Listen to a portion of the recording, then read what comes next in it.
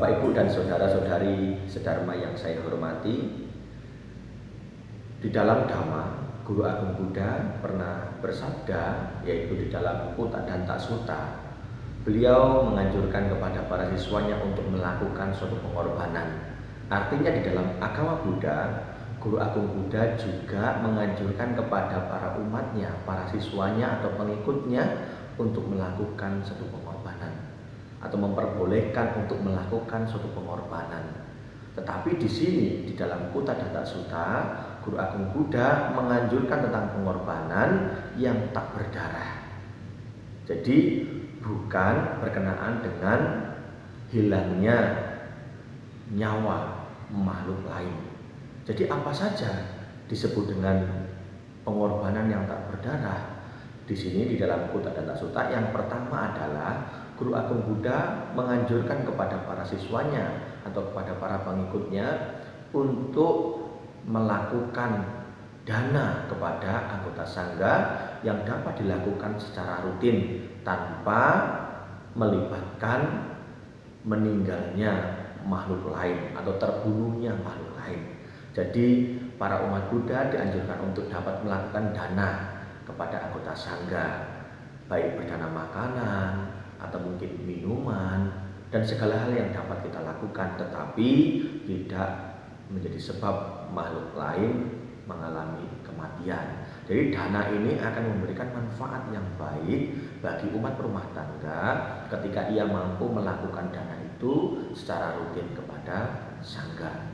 Yang kedua adalah bagaimana umat ini mampu menyiapkan tempat tinggal untuk para biku beristirahat atau mungkin berdana untuk pembangunan wihara juga bisa, berdana tempat tinggal juga bisa untuk para biku beristirahat atau berdiam.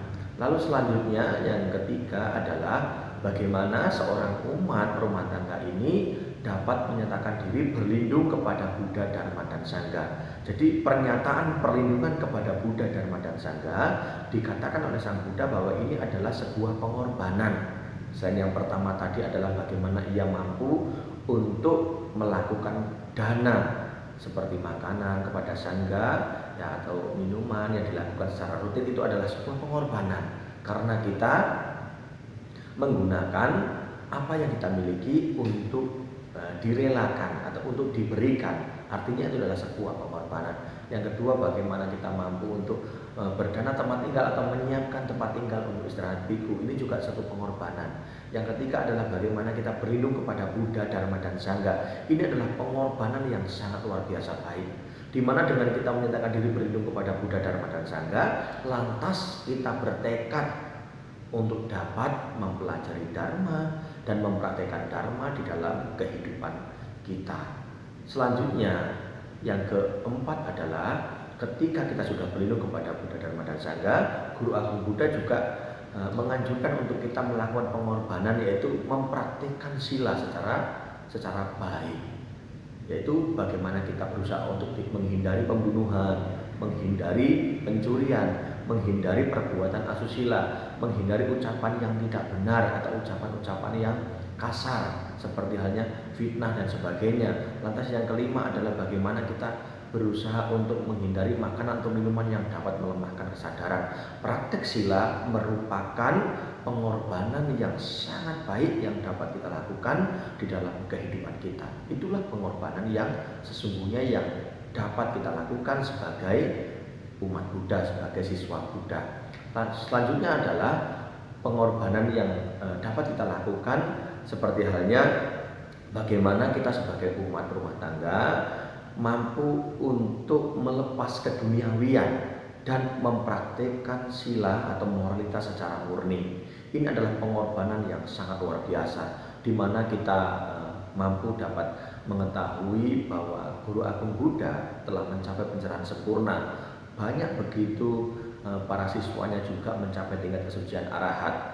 dan saat ini ajaran Dharma masih eksis, dapat kita pelajari, dapat kita praktekkan, dan tentunya memberikan manfaat bagi kehidupan kita. Sehingga dari hal ini hendaknya kita mampu untuk memiliki pandangan yang benar, mampu memiliki sebuah kemantapan, keyakinan untuk melepas keduniawian dan mempraktikkan sila secara murni. Ini adalah cara untuk melakukan pengorbanan yang paling baik di dalam agama Buddha, bukan dengan cara